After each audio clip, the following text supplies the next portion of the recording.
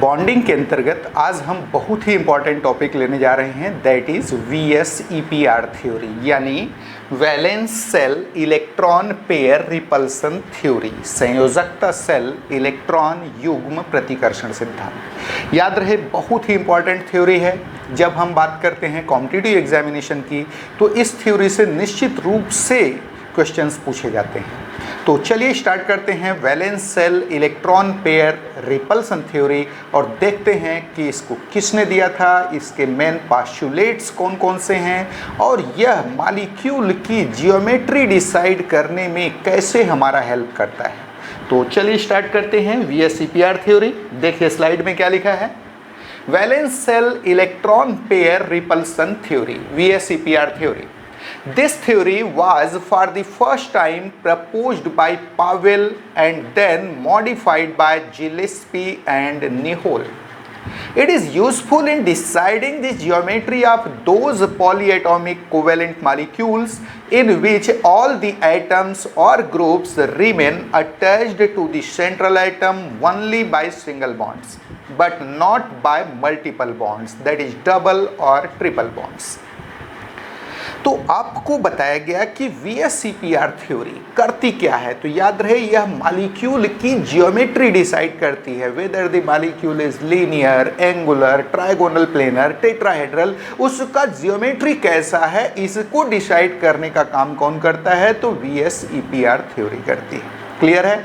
याद रहे, यह थ्योरी उन मॉलिक्यूल्स की जियोमेट्री डिसाइड करती है जहां डिफरेंट एटम्स और ग्रुप्स सेंट्रल एटम के साथ, जो सेंट्रल एटम है, जैसे BeF2 आपने कहा तो वहां बेरिलियम सेंट्रल एटम है जिससे 2 फ्लोरीन एटम जुड़े हैं, या आपने NH3 कहा तो वहां पर नाइट्रोजन सेंट्रल एटम है जिससे 3 हाइड्रोजन एटम्स जुड़े हुए हैं। क्लियर है। तो यहां पर यह थ्योरी उन मॉलिक्यूल्स की जियोमेट्री डिसाइड करने में हेल्पफुल है जिनमें डिफरेंट एटम्स और ग्रुप्स सेंट्रल एटम यानी केंद्रीय एटम के साथ सिंगल बॉन्ड के द्वारा जुड़े हो। अगर वहां पर मल्टीपल बॉन्डिंग है, डबल या ट्रिपल बॉन्ड से एटम्स और ग्रुप्स जुड़े हैं सेंट्रल एटम से, तो यह थ्योरी उस मॉलिक्यूल की जियोमेट्री डिसाइड नहीं कर पाती। तो क्या देखा आपने, इस थ्योरी को सबसे पहले किसने दिया, पावेल ने, जिसको बाद में मॉडिफाई किया जिलेस्पी एंड निहोल ने। और यह थ्योरी उन मॉलिक्यूल्स की जियोमेट्री डिसाइड करने में हमारा हेल्प करेगी, सहायता करती है, जिसमें डिफरेंट एटम्स और ग्रुप्स सेंट्रल एटम के साथ सिंगल कोवेलेंट बॉन्ड यानी सिंगल बॉन्ड के द्वारा जुड़े हों, न कि मल्टीपल बॉन्ड के द्वारा। देखते हैं इस थ्योरी के मेन पोस्टुलेट्स क्या क्या है। The main postulates of this theory are as under. The geometry of a polyatomic covalent molecule depends upon the total number of electron pairs, that is bond pairs plus lone pairs present in valence cell of its central atom. तो किसी polyatomic covalent molecule की geometry उसके central atom, अब ये central atom क्या होता है, याद रहे, वह एटम जिससे अन्य सभी एटम्स और ग्रुप्स अटैच्ड हों। जैसे H2O में ऑक्सीजन इज सेंट्रल एटम जिससे 2 हाइड्रोजन एटम जुड़े रहते हैं। आगे आप देखेंगे इनकी जियोमेट्री को, इनके अटैचमेंट को।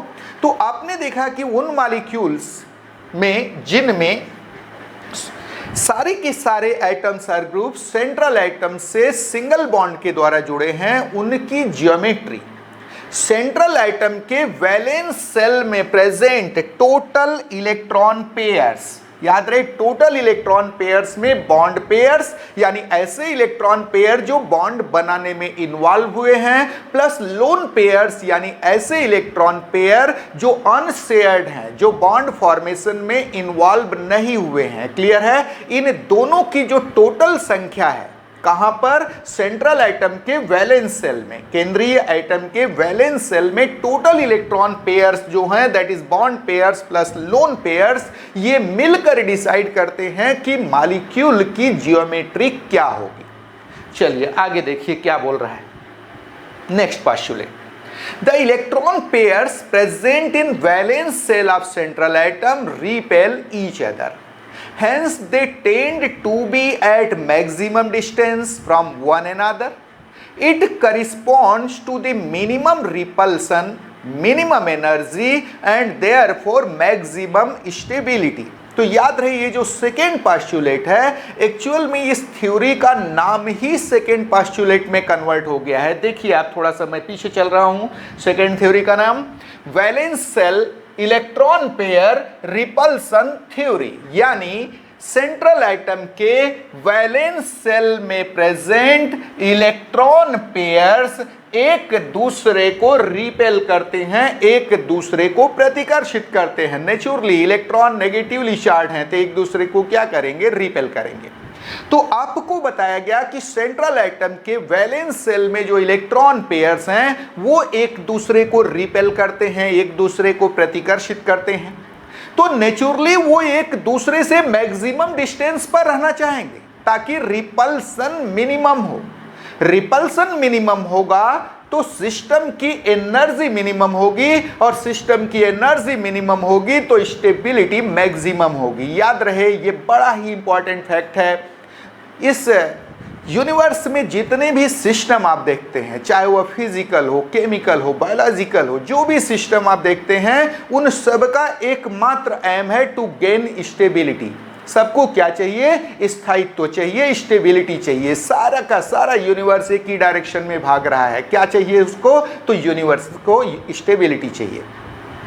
तो प्रश्न खड़ा हुआ कि अगर इलेक्ट्रॉन पेयर एक दूसरे को रिपेल कर रहे हैं, रिपेल करेंगे तो एक दूसरे से मैक्सिमम डिस्टेंस पर रहना चाहेंगे। मैक्सिमम डिस्टेंस पर रहेंगे तो क्या होगा, रिपल्सन मिनिमम होगा। जहां भी रिपल्सन मिनिमम होगा वहां सिस्टम की एनर्जी मिनिमम होती है और एनर्जी मिनिमम होगी तो स्टेबिलिटी क्या होगी, मैक्सिमम होगी। तो जो सेकेंड पास्टुलेट है वह जो थ्योरी का नेम है वही सेकेंड पास्टुलेट में कन्वर्ट हो गया है। तो आपने क्या देखा कि the electron pairs present in valence shell of central atom repel each other, hence they tend to be at maximum distance from one another. It corresponds to minimum repulsion, minimum energy and therefore maximum stability. देखिए third postulate, if valence shell of central atom contains only bond pair of electrons, then these electron pairs repel one another in same extent so that the geometry of molecule is regular। Third postulate बहुत ही खास बताया गया कि अगर central atom के valence shell में केवल bond pairs हों, यानी ऐसे इलेक्ट्रॉन पेयर्स हों जो बॉन्ड फॉर्मेशन में इन्वॉल्व हुए हों और एक भी लोन पेयर ना हो, अनशेयर्ड इलेक्ट्रॉन पेयर ना हो, तो ऐसे केस में जो डिफरेंट इलेक्ट्रॉन पेयर्स हैं वो एक दूसरे को समान रूप से रिपेल करते हैं और ऐसे केस में मॉलिक्यूल की जियोमेट्री रेगुलर होती है। रेगुलर से मतलब जो हम एक्सपेक्ट कर रहे हैं जियोमेट्री वैसी होती है। What we are expecting, जैसा हम एक्सपेक्ट कर रहे हैं जियोमेट्री वैसी होगी। कब, जब सेंट्रल एटम के वैलेंस सेल में केवल बॉन्डेड इलेक्ट्रॉन पेयर्स प्रेजेंट हो। लेकिन अगर बॉन्डेड इलेक्ट्रॉन पेयर्स के साथ साथ सेंट्रल एटम के वैलेंस सेल में लोन पेयर्स भी हों, जैसा कि आप अमोनिया के केस में, वाटर के केस में, SnCl2 के केस में, इन केसेस में देखेंगे। क्लियर है? तो उस केस में आप देखेंगे कि जो डिफरेंट इलेक्ट्रॉन पेयर्स हैं उनके बीच अलग अलग टाइप का रिपल्सन ऑपरेट करेगा। सबसे ज्यादा रिपल्सन होगा लोन पेयर के बीच, उससे थोड़ा कम होगा लोन पेयर बॉन्ड पेयर के बीच और सबसे कम रिपल्सन होगा वहां बॉन्ड पेयर के बीच। ऐसे केस में जब अलग अलग बॉन्ड के बीच अलग अलग टाइप का रिपल्सन काम कर रहा है, मॉलिक्यूल की ज्योमेट्री डिस्टॉर्ट हो जाएगी, यानी जैसा हम एक्सपेक्ट कर रहे हैं वैसी न होकर उसमें कुछ चेंजेज आ जाएंगे।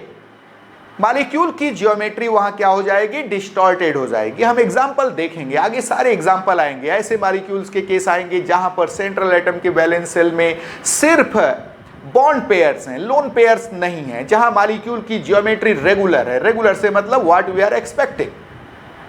और ऐसे केसेस भी आएंगे जहां मॉलिक्यूल की ज्योमेट्री में डिस्टॉर्शन आ रहा है क्योंकि सेंट्रल एटम के वैलेंस सेल में लोन पेयर आ गया है, अलग अलग इलेक्ट्रॉन पेयर के बीच अलग अलग टाइप का रिपल्सन ऑपरेट कर रहा है। क्लियर है? तो चलिए देखिए नेक्स्ट पास्टुलेट क्या बोलता है। Fourth postulate, if valence shell of central atom contains lone pair along with bond pairs. क्या बताया गया? If valence shell of central atom contains lone pairs along with bond pairs of electrons, then different types of repulsion operates amongst different electron pairs. Here lone pair repulsion is stronger than lone pair bond pair repulsion, and it is in turn more stronger than bond pair repulsion. Thus LP lone pair repulsion is greater than lone pair bond pair repulsion is greater than bond pair BP bond pair repulsion BP repulsion. In such cases the geometry of molecules get distorted. तो अभी तक आपने क्या देखा? आपको बताया गया कि VSEPR थ्योरी उन कोवेलेंट मॉलिक्यूल्स की ज्योमेट्री डिसाइड करती है जिनमें डिफरेंट एटम्स और ग्रुप्स सेंट्रल एटम के साथ सिंगल बॉन्ड के द्वारा जुड़े हों।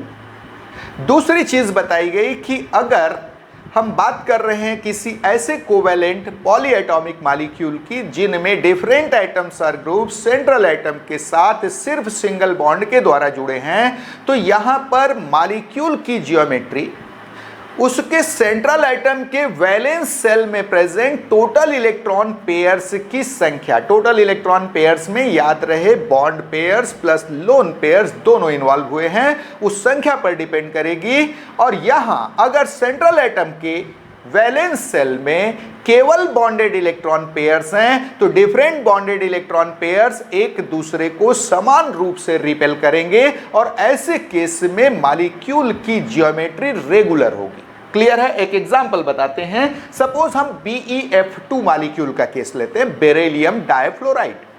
वहां पर सेंट्रल आइटम इज बेरिलियम, ये है सपोज सेंट्रल आइटम। ध्यान दीजिए बेरिलियम यहां है, दो फ्लोरीन आइटम से वो जुड़ा है, एक फ्लोरीन आइटम यहां दूसरा यहां। अब बेरिलियम और फ्लोरीन के बीच एक बॉन्ड पेयर है, आगे हम एग्जांपल में डिटेल में देखेंगे। इस बेरिलियम और इस फ्लोरीन के बीच एक बॉन्डेड इलेक्ट्रॉन पेयर है और यहां बेरिलियम जो कि सेंट्रल एटम है उसके बैलेंस सेल में एक भी लोन पेयर नहीं है। अब होगा क्या? चूंकि ये लोन पेयर्स ये बॉन्ड पेयर्स एक दूसरे को रिपेल कर रहे हैं, ये एक दूसरे से मैक्सिमम डिस्टेंस पर रहना चाहेंगे। कब होंगे मैक्सिमम डिस्टेंस पर?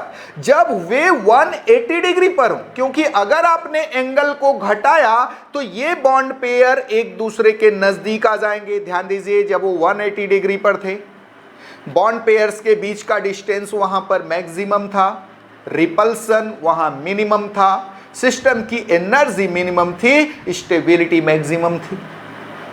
अगर बॉन्ड पेयर के बीच का एंगल जो है कम कर दिया जाए, नाउ व्हाट विल हैपन? ये बॉन्ड पेयर्स नजदीक आ गए, उनके बीच रिपल्सन बढ़ जाएगा। इलेक्ट्रोस्टैटिक रिपल्सन इज देयर, आप पढ़ते हो F is proportional to Q1 Q2 upon R square. R घट गया, रिपल्सन बढ़ जाएगा। रिपल्सन बढ़ा मतलब सिस्टम की एनर्जी बढ़ जाएगी, सिस्टम की स्टेबिलिटी कम हो जाएगी। जबकि मैंने बताया दुनिया का हर सिस्टम क्या चाहता है? मैक्सिमम स्टेबिलिटी चाहता है। तो नेचुरली यहां बॉन्ड एंगल 180 डिग्री से कम नहीं हो सकता। 180 डिग्री से अगर ज्यादा भी किए, मान लीजिए बॉन्ड एंगल आपने बढ़ा दिया, तो फिर से डिस्टेंस घट जाएगा और रिपल्सन बढ़ जाएगा। कहने का मतलब ये कि BeF2 में दोनों बॉन्ड पेयर्स एक दूसरे से 180 डिग्री पर होंगे ताकि रिपल्सन मिनिमम रहे, सिस्टम की एनर्जी मिनिमम रहे और स्टेबिलिटी मैक्सिमम रहे। और इस केस में मॉलिक्यूल की ज्योमेट्री नेचुरली कैसी होगी? लीनियर। BeF लीनियर, देख सकते हैं रेखीय होगी। चलिए हम एक और एग्जांपल ले लेते हैं। सपोज हम BeF3 मॉलिक्यूल का केस लेते हैं। BeF3 what will happen? BeF3 के केस में आप देखेंगे कि सेंट्रल आइटम जो है वह बोरॉन है। यहां ध्यान दीजिए, ये बोरॉन है सेंट्रल आइटम, 3 फ्लोरीन से वो जुड़ा हुआ है। क्लियर है? कितने फ्लोरीन से जुड़ा है? 3 फ्लोरीन आइटम से वो जुड़ा हुआ है। अब इनके बीच अगर सेम रिपल्सन काम कर रहा है, बॉन्ड पेयर, ये B और F, BF, इनके बीच एक एक बॉन्डेड इलेक्ट्रॉन पेयर है, इनके बीच सेम रिपल्सन अगर ऑपरेट कर रहा है, मींस ये इलेक्ट्रॉन पेयर्स एक दूसरे से 180 डिग्री पर होंगे। और एक ही प्लेन में लाई करेंगे ताकि रिपल्सन मिनिमम रहे, सिस्टम की एनर्जी मिनिमम रहे और स्टेबिलिटी मैक्सिमम रहे। ऐसे केस में मॉलिक्यूल की ज्योमेट्री BEFFF कैसी होगी? Trigonal planar. बॉन्ड एंगल कितना होगा? तो नेचुरली 120 डिग्री। क्लियर है? तो इस तरीके से आपने देखा कि अगर सेंट्रल एटम के वैलेंस सेल में केवल बॉन्डेड इलेक्ट्रॉन पेयर है तो बॉन्डेड इलेक्ट्रॉन पेयर्स एक दूसरे को इक्वली रिपेल करते हैं। ऐसे केस में मॉलिक्यूल की ज्योमेट्री कैसी होती है? रेगुलर होती है, जैसा हम एक्सपेक्ट कर रहे हैं वैसी होती है। एक और एग्जांपल ले लीजिए, CH4 का सपोज हम एग्जांपल लेते हैं। किसका? CH4 मॉलिक्यूल का। कैसा होगा CH4 मॉलिक्यूल? जस्ट एक मिनट, ये देखिए CH4 सेम टाइप का रिपल्सन ऑपरेट कर रहा है। क्लियर है? यहां मॉलिक्यूल की ज्योमेट्री ध्यान दीजिए, carbon, hydrogen, hydrogen, hydrogen, hydrogen, 4 electron pairs CH bond के। क्लियर है? सेम टाइप से रिपेल कर रहे हैं। एक दूसरे से आप देखेंगे 109 डिग्री 28 मिनट पर होंगे, कैसे भी देख लीजिए आप, और उनके बीच सेम रिपल्सन ऑपरेट करेगा। ज्योमेट्री कैसी हुई? टेट्राहेड्रल। क्लियर है? मॉलिक्यूल की ज्योमेट्री यहां होगी टेट्राहेड्रल, बॉन्ड एंगल होगा 109 डिग्री 28 मिनट, जो कि रेगुलर बॉन्ड एंगल है sp3 हाइब्रिडाइजेशन का।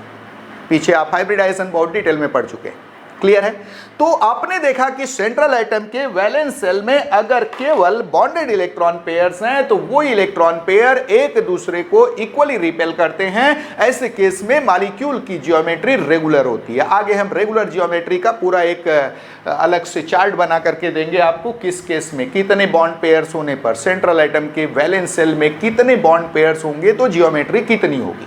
लेकिन अगर बॉन्ड पेयर्स के साथ लोन पेयर आ गया, जैसा कि अमोनिया के केस में देखने को मिलेगा, वाटर के केस में, SnCl2 के केस में, और बहुत सारे एग्जांपल हम डिस्कस करेंगे। लगभग केमिस्ट्री के सारे एग्जांपल VSEPR थ्योरी के अंतर्गत जो ज्योमेट्री से रिलेटेड एग्जांपल्स हैं सारे डिस्कस होंगे यहाँ। क्लियर है? तो उस केस में मॉलिक्यूल की ज्योमेट्री डिस्टॉर्ट हो जाती है। डिस्टॉर्ट होने से मतलब बेस्ड ऑन हाइब्रिडाइजेशन, जो हम रेगुलर ज्योमेट्री एक्सपेक्ट कर रहे थे उसकी बजाय कुछ और हो जाएगी, डिस्टॉर्ट हो जाएगी। तो आगे हम डिस्कस करेंगे अलग अलग मॉलिक्यूल्स के केस में। अभी हम आगे बढ़ रहे हैं। चलिए देखिए नेक्स्ट पोस्टुलेट क्या है। Last postulate, the electronic repulsion decreases rapidly with increase of bond angle between electron pairs.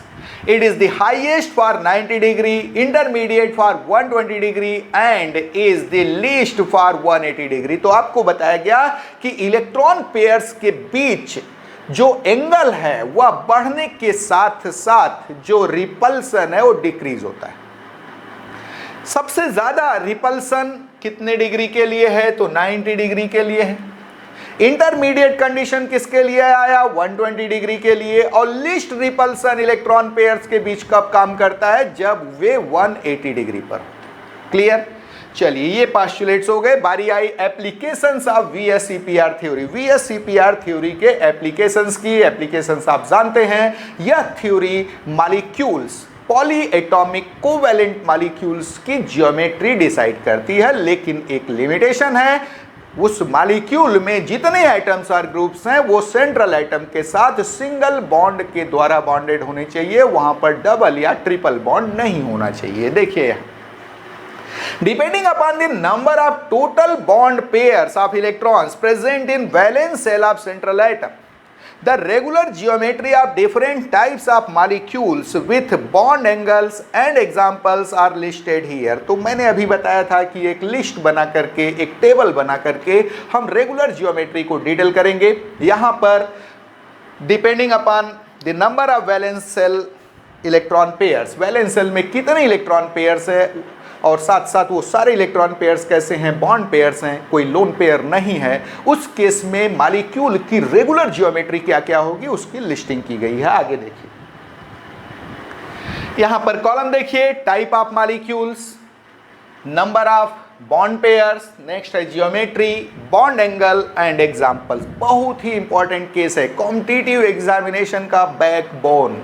यहां से क्वेश्चन नहीं आया तो पेपर पूरा ही नहीं होता केमिस्ट्री का, बहुत ही खास। देखते जाइए आप। अगर मॉलिक्यूल AB2 टाइप का है, किस टाइप का है? AB2 टाइप का मॉलिक्यूल है, जैसा कि BeF2 का केस मैंने बताया था। सेंट्रल एटम इज A और उससे 2 B एटम सिंगल बॉन्ड के द्वारा जुड़े हैं। ध्यान दीजिए ABB। ऐसे केस में अभी कुछ देर पहले मैंने BeF2 का केस लिया था, मॉलिक्यूल की ज्योमेट्री लीनियर होगी, बॉन्ड एंगल 180 डिग्री होगा, क्योंकि इसी कंडीशन के लिए रिपल्सन लिस्ट होगा, सिस्टम की एनर्जी लिस्ट होगी और सिस्टम की स्टेबिलिटी मैक्सिमम होगी। तो ये देखिए AB2 टाइप का molecule, number of bond pairs यहां पर 2 हैं, उस केस में ज्योमेट्री लीनियर होगी ABB।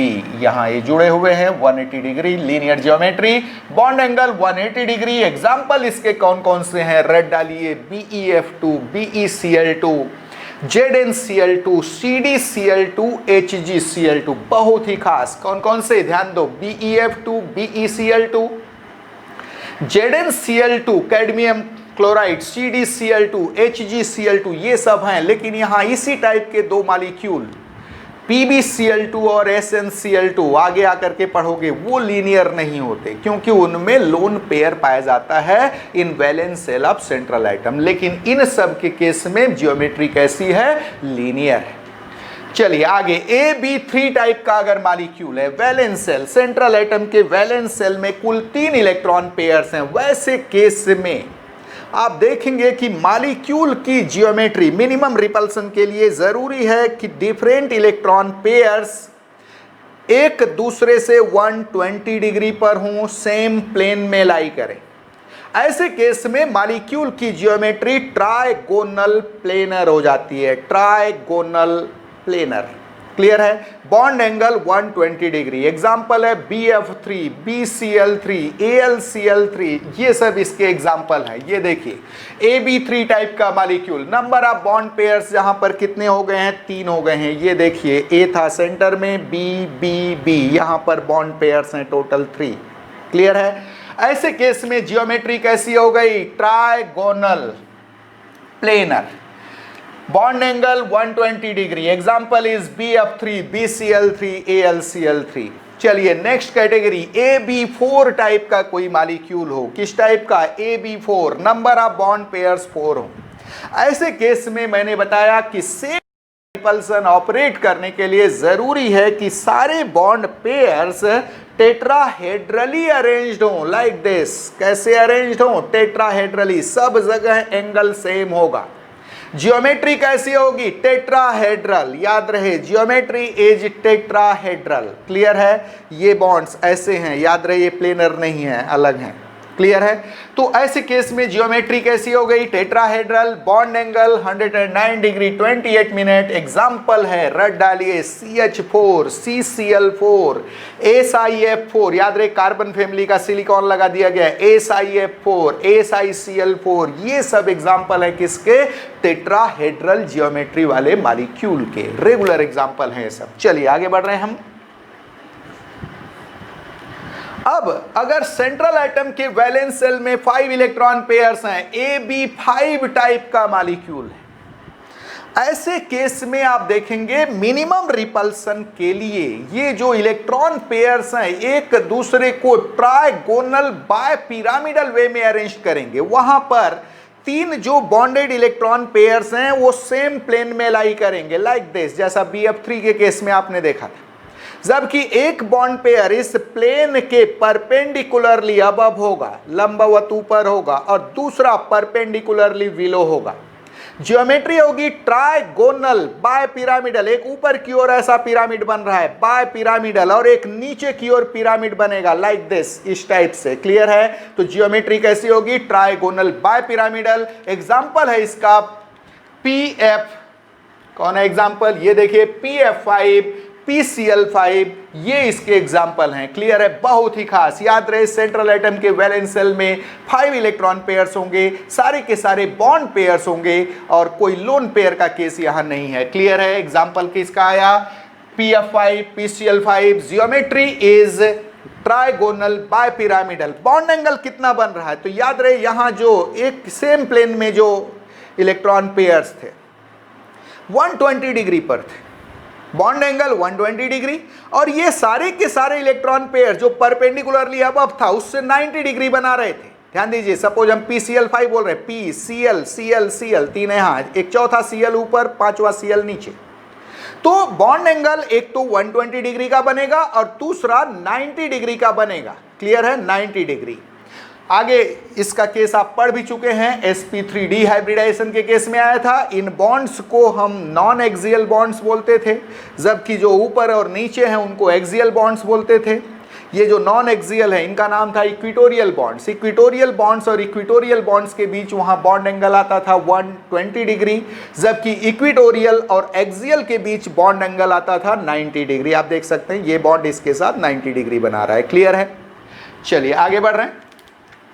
AB6 टाइप का molecule, number of bond pair जहां 6 है, ज्योमेट्री वहां ऑक्टाहेड्रल आएगी। कैसी आएगी ज्योमेट्री? ऑक्टाहेड्रल। ये देखिए मिनिमम रिपल्सन के लिए सारे इलेक्ट्रॉन पेयर्स ऑक्टाहेड्रली अरेंज करेंगे। यहां पर ध्यान दीजिए, सेम प्लेन में मान लीजिए सेंट्रल एटम है, सेम प्लेन में 4 बॉन्डेड इलेक्ट्रॉन पेयर्स होंगे, जबकि एक उसके ऊपर होगा लाइक दिस, ऐसा, और दूसरा नीचे होगा। ज्योमेट्री कहलाती है ऑक्टाहेड्रल। ये देखिए एक ऐसा बन रहा है ऊपर साइड और सेम वैसा ही नीचे साइड बन रहा है। ज्योमेट्री क्या कहलाती है? ऑक्टाहेड्रल। सारे एंगल्स 90 डिग्री के होंगे। कितने डिग्री के होंगे? 90 डिग्री। ये देखिए A B B B, 4 same plane में है और एक ऊपर है दूसरा नीचे है। Geometry octahedral, bond angle 90 degree. Example is SF6। कौन है इसका एग्जाम्पल? तो SF6, सल्फर हेक्साफ्लोराइड। अगर AB7 टाइप का मॉलिक्यूल है जहां सेंट्रल एटम के वैलेंस सेल में कुल 7 इलेक्ट्रॉन पेयर्स प्रेजेंट है, ऐसे केस में क्या होगा? देखिए, तो अगर 7 इलेक्ट्रॉन पेयर्स प्रेजेंट हैं उस केस में मिनिमम रिपल्सन के लिए डिफरेंट इलेक्ट्रॉन पेयर्स एक दूसरे को पेंटागोनल बायपिरामिडल वे में अरेंज करते हैं। पेंटागोनल बायपिरामिडल, वहां पर 5 इलेक्ट्रॉन पेयर्स सेम प्लेन में रहते हैं, एक दूसरे से 72 डिग्री का एंगल बनाते हैं लाइक दिस। 72 डिग्री का एंगल पेंटागोनल प्लेन बनता है। कैसा गोन? पेंटागोनल प्लेन बनता है। एक उस प्लेन के परपेंडिकुलरली अबव होगा, दूसरा बिलो होगा। क्लियर है? तो यहां पर जो सेम प्लेन वाले इलेक्ट्रॉन पेयर्स हैं उनके बीच 72 डिग्री का एंगल बनता है, और ये सारे इलेक्ट्रॉन पेयर्स जो परपेंडिकुलर ऊपर में बॉन्ड पेयर है उसके साथ 90 डिग्री बनाते हैं। तो यहां बॉन्ड एंगल 72 डिग्री और 90 डिग्री आता है। एकमात्र वेल नोन एग्जाम्पल इसका है IF7, आयोडीन हेप्टाफ्लोराइड। चलिए आगे बढ़ते हैं। तो इस तरीके से आपने देखा कि अगर सेंट्रल एटम के वैलेंस सेल में केवल बॉन्डेड इलेक्ट्रॉन पेयर्स प्रेजेंट हो, लोन पेयर्स प्रेजेंट ना हो, तो मॉलिक्यूल की ज्योमेट्री रेगुलर होती है। और वो रेगुलर ज्योमेट्री क्या क्या है वो इस टेबल में आपको दिख गया। अब हम बात करने जा रहे हैं अगर सेंट्रल एटम के वैलेंस सेल में बॉन्ड पेयर्स के साथ साथ लोन पेयर ऑफ इलेक्ट्रॉन्स भी हों, अनशेयर्ड इलेक्ट्रॉन पेयर्स हो, उस केस में क्या होगा? आपको बताया गया कि इलेक्ट्रॉन पेयर्स एक दूसरे को अलग अलग प्रकार से रिपेल करेंगे। वहां पर सबसे स्ट्रांग रिपल्सन लोन पेयर के बीच होगा, उससे थोड़ा कमजोर लोन पेयर बॉन्ड पेयर के बीच होगा, और सबसे कमजोर रिपल्सन काम करेगा बॉन्ड पेयर्स के बीच। ऐसे केस में चूंकि अलग अलग टाइप के इलेक्ट्रॉन पेयर्स अलग अलग ढंग से रिपेल कर रहे हैं, मॉलिक्यूल की ज्योमेट्री डिस्टॉर्टेड हो जाएगी। तो डिस्टॉर्टेड ज्योमेट्री किस मॉलिक्यूल के लिए कैसी होती है ये आगे हम डिस्कस करने जा रहे हैं। ऐसे एग्जांपल लेने जा रहे हैं जहां पर सेंट्रल एटम के वैलेंस सेल में बॉन्डेड इलेक्ट्रॉन पेयर्स के साथ साथ लोन पेयर ऑफ इलेक्ट्रॉन्स भी प्रेजेंट है। देखिए क्या लिखा है, geometry of molecules containing lone pairs along with bond pairs of electrons, यानी ऐसे मॉलिक्यूल्स की ज्योमेट्री जिनके वैलेंस सेल में बॉन्ड पेयर्स के साथ साथ लोन पेयर ऑफ इलेक्ट्रॉन्स भी प्रेजेंट है, उनकी ज्योमेट्री एग्जांपल हम लेने जा रहे हैं। पहला एग्जांपल है ज्योमेट्री ऑफ NH3 मॉलिक्यूल, यानी अमोनिया मॉलिक्यूल के ज्योमेट्री की बात करने जा रहे हैं। देखिए क्या लिखा है, in NH3 molecule this central nitrogen atom is sp3 hybridized. याद रहे, चूंकि हाइब्रिडाइजेशन आपको पहले पढ़ाया जा चुका है, इसलिए हाइब्रिडाइजेशन का थोड़ा सा हमने रेफरेंस ले लिया है यहाँ पर। क्लियर है? हाइब्रिडाइजेशन के केस में जो रेगुलर जियोमेट्री होती है उससे कैसे डिस्टॉर्शन हो रहा है, इसको हम यहाँ डिस्कस करेंगे। क्लियर है? तो हमने थोड़ा सा रेफरेंस लिया है हाइब्रिडाइजेशन का भी यहाँ पर।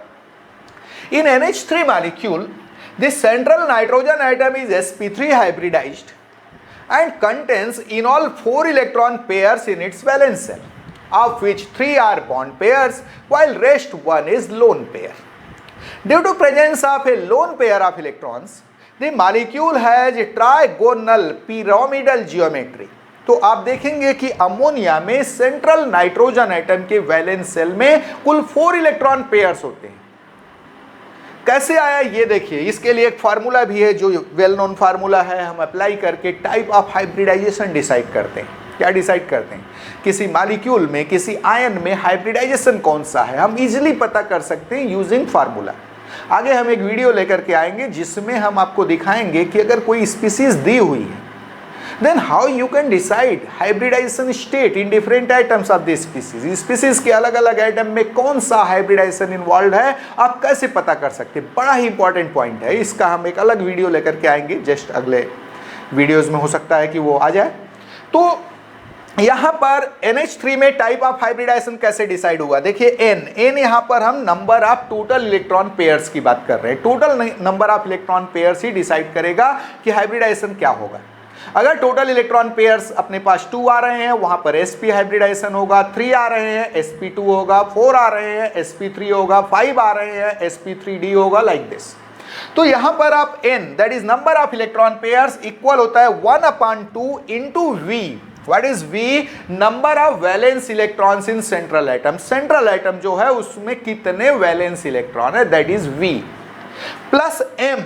m is monovalent atom. Central atom से कितने मोनोवैलेंट एटम जुड़े हुए हैं। मोनोवैलेंट एटम से मतलब हमारे यहां हाइड्रोजन या हैलोजन से होता है यूजुअली।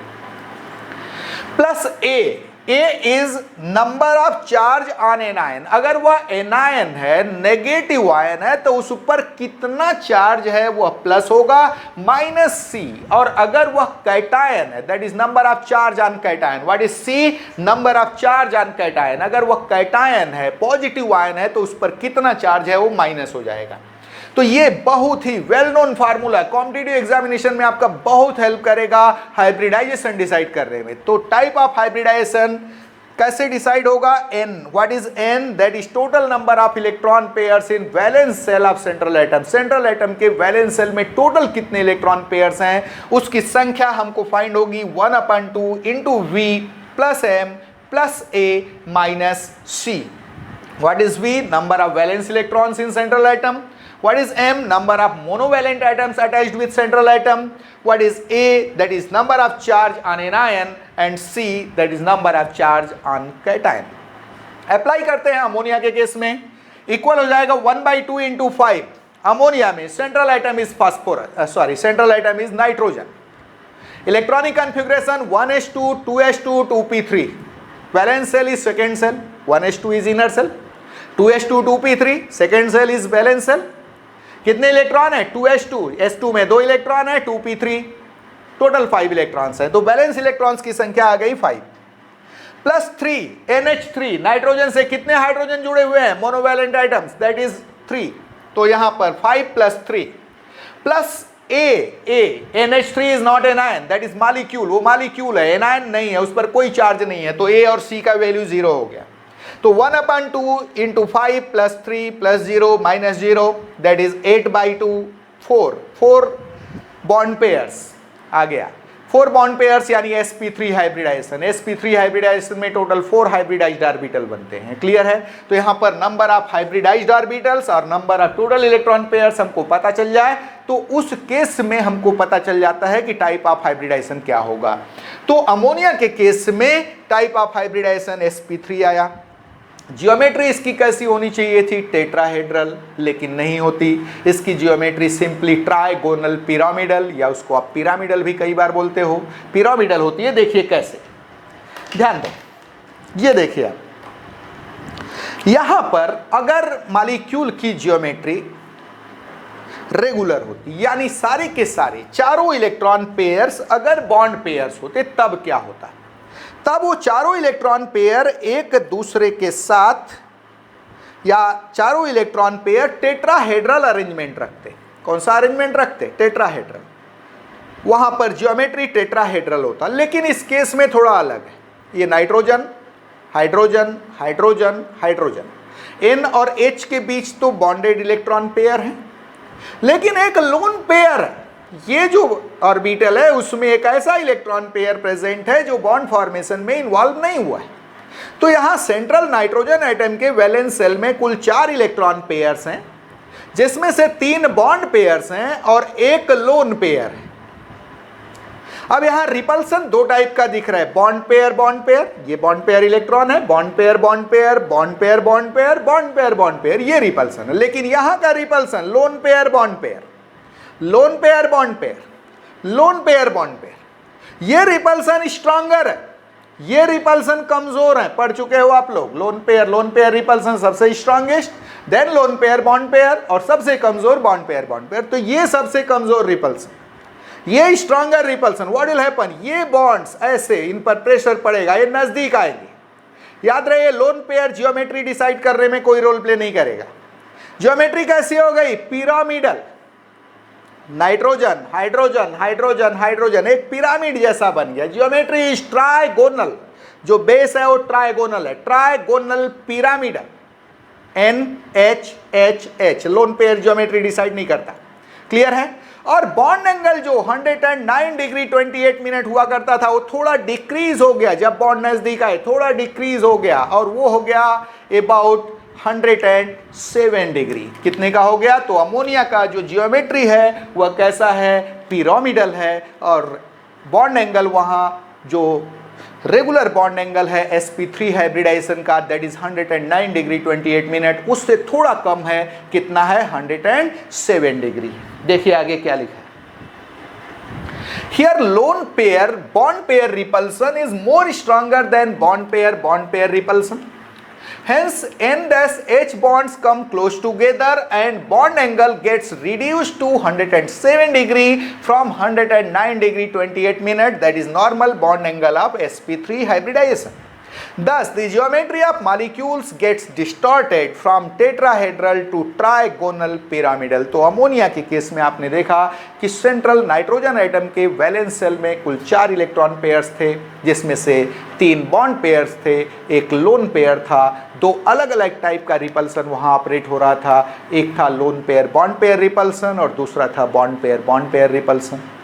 इस केस में आपने देखा कि चूंकि बॉन्ड पेयर रिपल्सन एक कमजोर रिपल्सन था, वीकर था as compared to lone pair bond pair, हुआ क्या? जो lone pair bond pair repulsion ये स्ट्रॉन्गर थे, ये बॉन्ड्स पर दबाव पड़ा, ये नज़दीक आ गए, बॉन्ड एंगल घट गया, और ज्योमेट्री जो टेट्राहेड्रल, याद रहे अगर ये बॉन्ड पेयर होता तो ये जो है ज्योमेट्री डिसाइड करने में हेल्प करता। चूंकि लोन पेयर है, ये ज्योमेट्री डिसाइड नहीं करेगा, हटा दिया इसको मैंने। ज्योमेट्री कैसी हो गई? तो ट्राइगोनल, ये देखिए ट्राइगोनल बेस, ट्राइगोनल पिरामिडल, और बॉन्ड एंगल 109 डिग्री 28 मिनट से घट कर हो गया 107 डिग्री। आगे डायग्राम भी शो किया गया है, ये देखिए central nitrogen atom NH bonds, उनके बॉन्ड पेयर्स दिखाए गए हैं। ये दूसरा NH बॉन्ड, ये तीसरा NH बॉन्ड, उनके बॉन्ड पेयर्स, और ये लोन पेयर sp3 हाइब्रिडाइजेशन का ऑर्बिटल लोन पेयर है, उसमें एक ये डॉट से शो किया गया है लोन पेयर को। क्लियर है? यहाँ पर ये जो रिपल्सन है lone pair bond pair repulsion, ये lone pair bond pair repulsion, और यहाँ पर बॉन्ड पेयर और ये बॉन्ड पेयर रिपल्सन। ये जो रिपल्सन्स हैं ये कमजोर हैं। नेचुरली बॉन्ड्स पर प्रेशर पड़ेगा, बॉन्ड्स पर दबाव पड़ेगा, बॉन्ड्स नजदीक आएंगे, बॉन्ड एंगल 109 डिग्री 28 मिनट से कम होकर कितना हो जाता है? 107 डिग्री। क्या देखा आपने? फिगर देखिए, geometry of NH3 molecule trigonal pyramidal. The geometry of PH3, ध्यान दीजिए NH3 जैसा और कौन कौन होता है? किसके वैलेंस शेल में एक लोन पेयर होता है और वो भी अमोनिया लाइक ज्योमेट्री रखते हैं? तो PH3, N को हटाकर उसी फैमिली का फास्फोरस रख दिए, PH3, ASH3, PF3, H की जगह फ्लोरीन लगा दिया, PF3, NCl3, अमोनिया नाइट्रोजन के साथ हाइड्रोजन की जगह क्लोरीन आ गया, NCl3, NF3, PCl3 etcetera are identical to that of NH3। इन सारे की जियोमेट्री अमोनिया जैसी होती है, ट्राइगोनल पिरामिडल होती है। तो ये बिल्कुल रट डालिए, PH3, ASH3, PF3, NF3, NCl3, PCl3, all these have trigonal pyramidal geometry because they contain a lone pair of electron in valence shell of central atom along with 3 bond pairs। चलिए आगे बढ़ रहे हैं।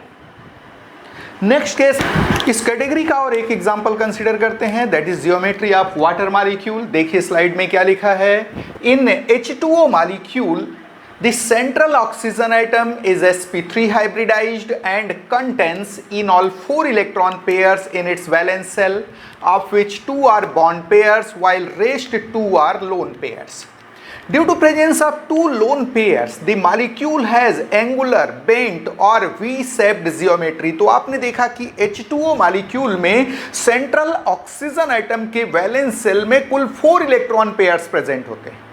यहां central oxygen atom sp3 hybridise होता है। ये देखिए यहां पर n का वैल्यू काउंट किया गया है, n that is number of hybridized orbitals formed in hybridization, और you can say total number of electron pairs present in valence shell of central atom. तो यहां n का वैल्यू है n equals to 1/2 into v plus m plus a minus c। v number of valence electron, oxygen is central atom, कितने valence electron होते हैं oxygen में? Electronic configuration is 1s2 2s2 2p4।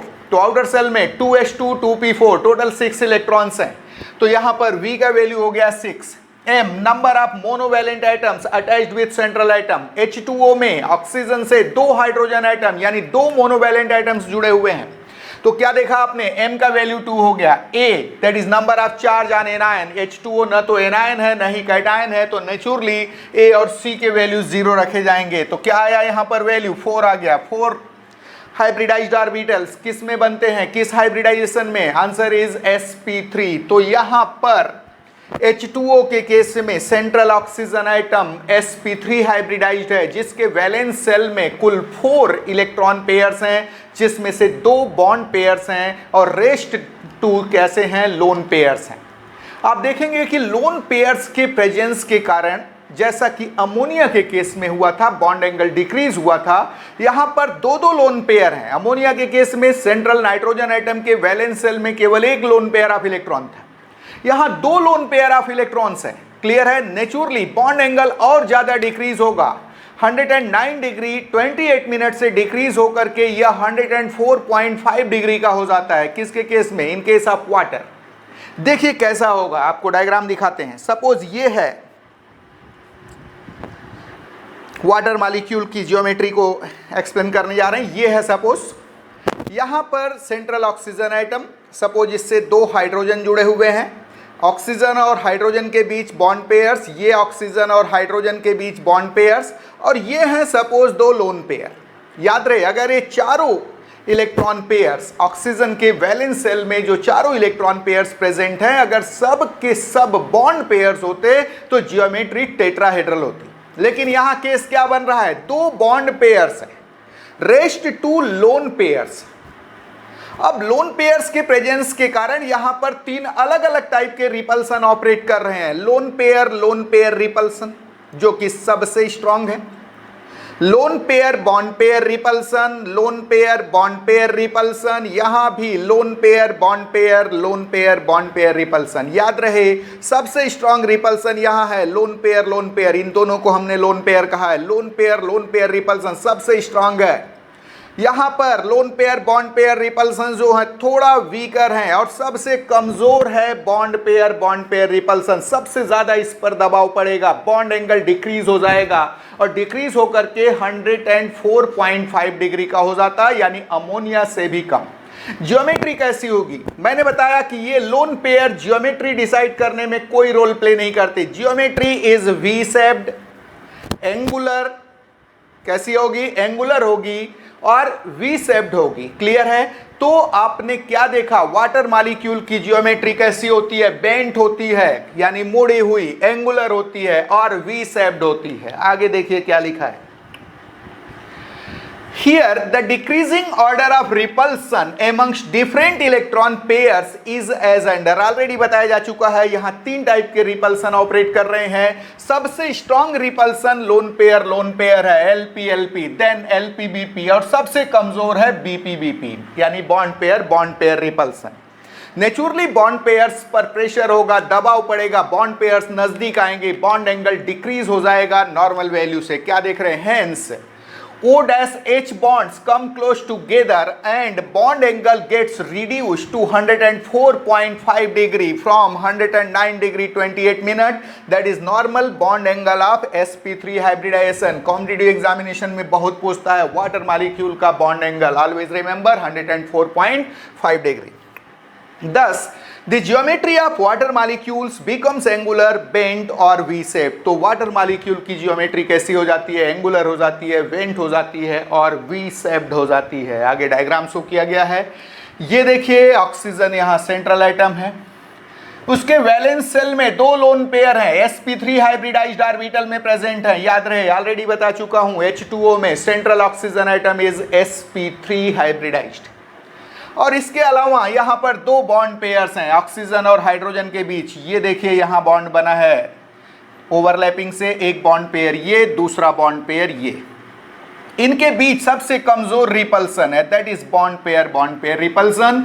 यहां है lone pair repulsion, यहां पर loan pair bond pair repulsion, यहां भी loan pair bond pair repulsion. Naturally चूंकि ये रिपल्सन जो है बॉन्ड पेयर सबसे कमजोर है, इस पर दबाव पड़ता है, बॉन्ड्स नजदीक आते हैं, बॉन्ड एंगल 109 डिग्री 28 मिनट से घटकर 104.5 डिग्री का हो जाता है और जियोमेट्री एंगुलर हो जाती है. याद रहे, ये लोन पेयर जियोमेट्री डिसाइड करने में कोई रोल प्ले नहीं करेंगे. तो यहां पर क्या शो किया गया है? Geometry of H2O molecules, angular, bent और V-shaped.